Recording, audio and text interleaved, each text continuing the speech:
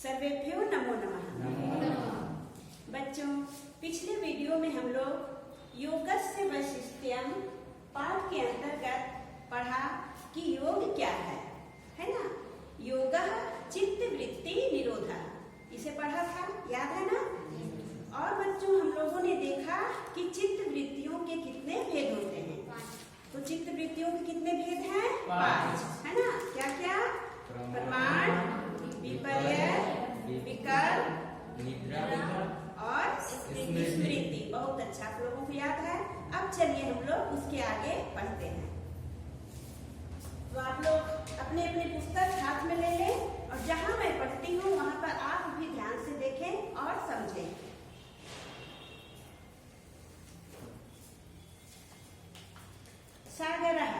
सागर कहता है, आचार्य अन्यदपि ज्ञातुम उत्सुकः वयम विस्तरेण। जब योगाचार्य ने चित्त वृत्तियों के विषय में बताया, तब सागर कहता है कि हम लोग जो हैं अन्यदपि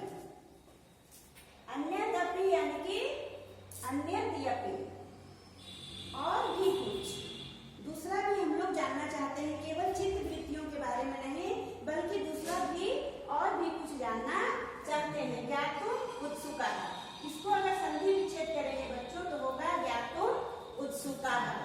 ज्ञातुम में है तुमुल प्रत्यय, है ना।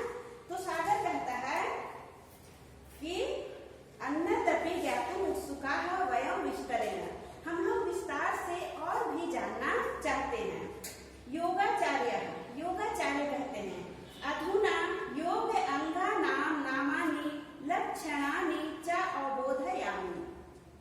आचार्य कहते हैं कि अभी योग के अंगों के नाम और उसके लक्षण को समझाता हूँ, है ना। चावबोधयामि, तो इसका हो जाएगा चा अवबोधयामि, यानी कि समझाता हूँ। क्या समझाता हूँ? योग के अंगों के नाम और उसके लक्षण। तब वो आचार्य जो हम कहते हैं, यम नियम आसन प्राणायाम प्रत्याहार धारणा ध्यान समाधयो अष्ट अंगानि। यहाँ पर देखिए आप ध्यान से, यम नियम आसन प्राणायाम प्रत्याहार धारणा ध्यान समाधयो अष्ट अंगानि। इस तरह से आचार्य कहते हैं। तब कहती है सागरिका, कहा तात्पर्यः अस्य एतादृशस्य दीर्घवाक्यस्य। सागरिका कहती है कि आचार्य, ये इतने लंबे जो वाक्य हैं, दीर्घ वाक्य यानी कि बहुत लंबा है ना बच्चों। यहाँ से लेकर देखिए यहाँ तक बहुत लंबा है। इसीलिए सागरिका पूछती है कि आचार्य, ये जो दीर्घ वाक्य हैं यानी कि बहुत लंबे जो वाक्य हैं, इसका क्या तात्पर्य है, क्या अर्थ है? किंचिदपि न अवगम्यते, कुछ भी समझ में नहीं आया, है ना। नावगम्यते यानी कि ना अवगम्यते, किंचिदपि, कुछ भी समझ में नहीं आया। कौन पूछती है? सागरिका करती है। तब देखिए योगाचार्य कहते हैं, अलम चिंतया, चिंता की बात नहीं है, चिंता ना करें। एकैकं कृत्वा बोधयामि, एक एक करके समझाता हूँ। सागरिका चिंतित हो गई कि यह जो लंबा सा वाक्य लिखा गया है, इसका क्या तात्पर्य है? कुछ भी हम लोगों को समझ में नहीं आया। आप लोग को आया क्या? नहीं आया ना। चिंता नहीं करना है ना। अलम चिंतया, चिंता ना करें। एकैकं कृत्वा बोधयामि, एकैकं, एक जोड़ एकम, यानी कि एक एक करके बताता हूँ, समझाता हूँ। कृत्वा में बच्चों त्व प्रत्यय लगा हुआ है, इसका अर्थ हुआ करके, है ना। अब योगाचार्य क्या कहते हैं कि यहाँ पर जो दीर्घ वाक्यों में कौन कौन से योग के अंग हैं, वे कह रहे हैं कि योग के 8 अंग हैं, अष्ट अंगानि। इसे अगर तोड़ेंगे बच्चों तो होगा यमः, नियमः, है ना। इसको अगर तोड़ेंगे तो होगा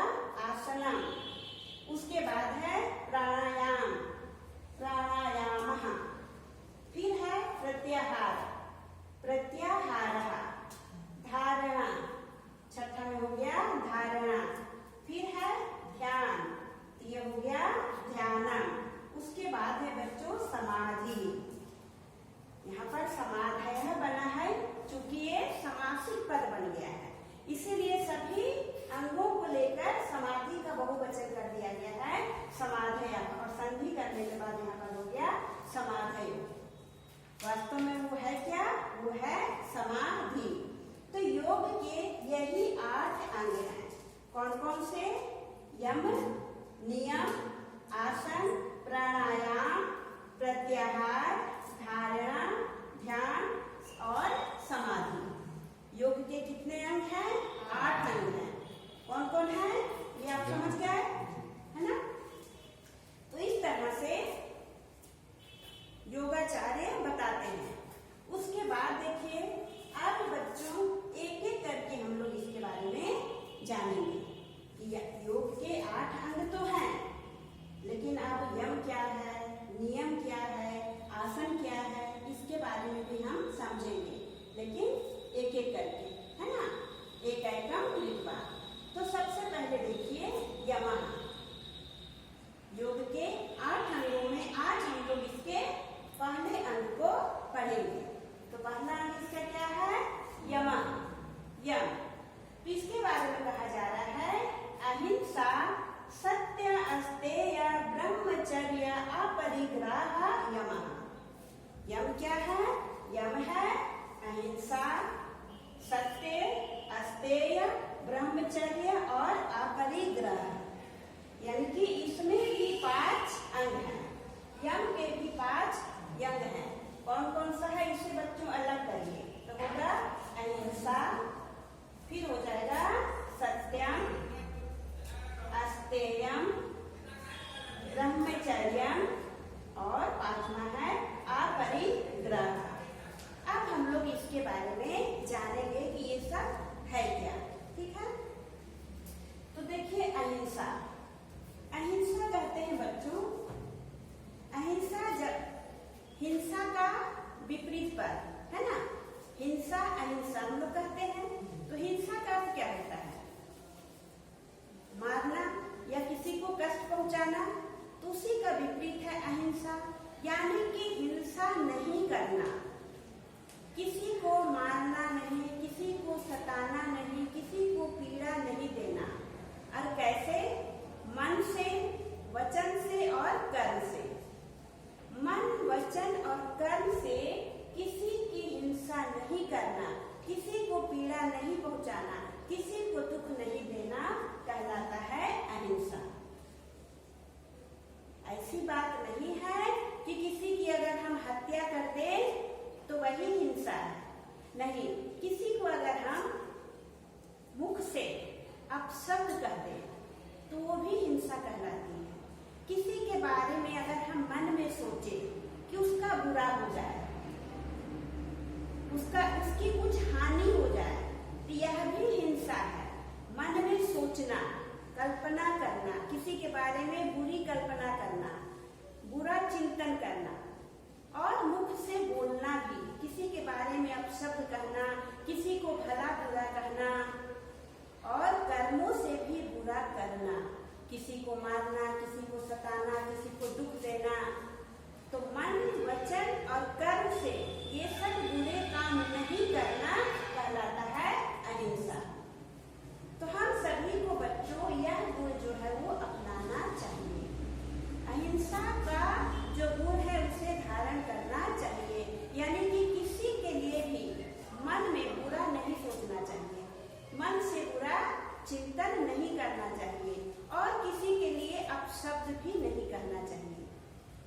बुरी बात मुख से निकालनी नहीं चाहिए, अप्रिय वचन नहीं बोलना चाहिए। ऐसी बात, ऐसा वचन जिससे किसी को दुख हो, जिससे किसी की हानि हो, वैसी बातें भी हमें बोलना नहीं चाहिए, और ऐसे कर्म नहीं करने चाहिए जिससे कि किसी को दुख होता है। वही है बच्चों अहिंसा। समझ में आया? दूसरा है सत्यम। सत्यम यानी कि सत्य। सत्य तो आप लोग सभी जानते होंगे, हमेशा आप लोग कहते भी हैं कि सत्य बोलना चाहिए, झूठ नहीं बोलना चाहिए। तो सत्य है क्या? सत्य है बच्चों कि जो चीज जैसा है उसके बारे में वैसा ही कहना, किसी बात को जो सच है उसका सही रूप में लोगों के सामने लाना, वही सत्य है। किसी चीज का जो वास्तविक रूप है, वास्तविक गुण है, उसी को कहना, उसी को जानना, उसी को समझना ही कहलाता है सत्य।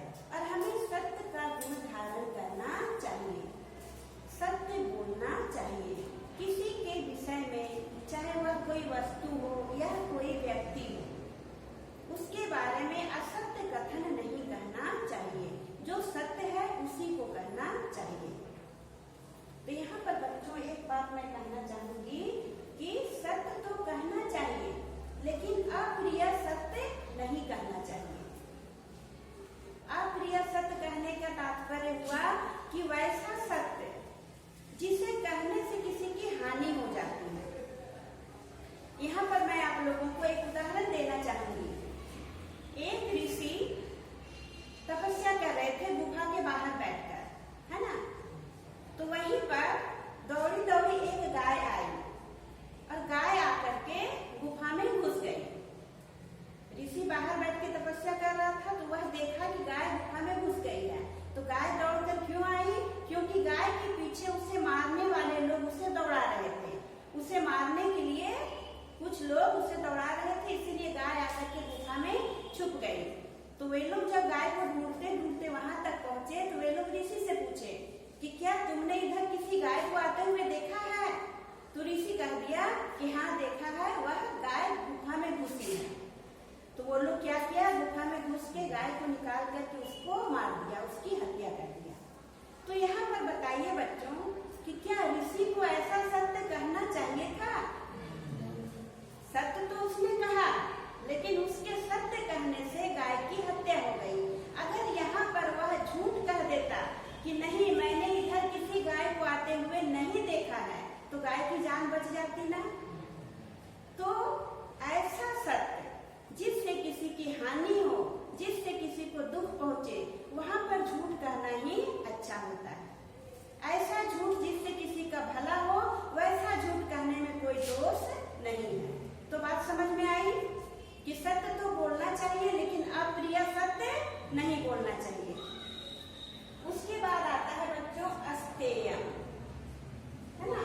स्तेयम का अर्थ होता है चोरी करना और अस्तेयम यानी कि चोरी नहीं करना। चोरी करने का तात्पर्य है कि किसी दूसरे की वस्तु को ले लेना जो अपना नहीं है, अपने परिश्रम का नहीं है।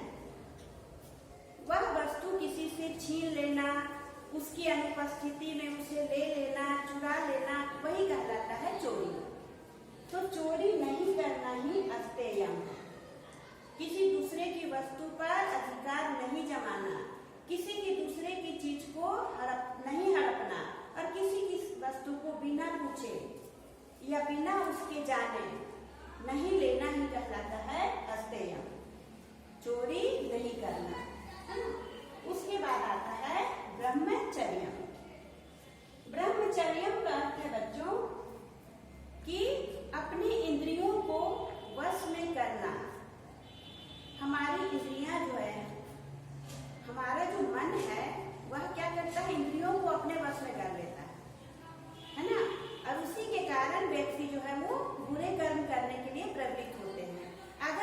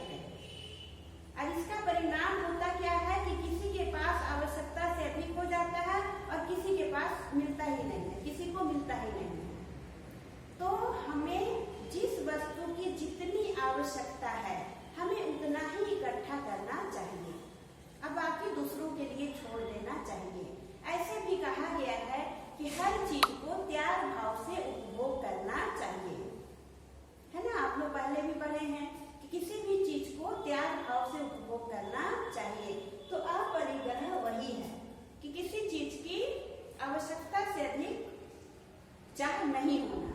आवश्यकता से अधिक चाह होती है वही दुख का कारण होता है। तो व्यक्ति में आत्मसंतुष्टि होनी चाहिए कि जितना है उतना ही उससे संतुष्ट रहना चाहिए, खुश रहना चाहिए। तो यही है अपरिग्रह। तो बच्चों आज हम लोग यहीं तक पढ़ेंगे।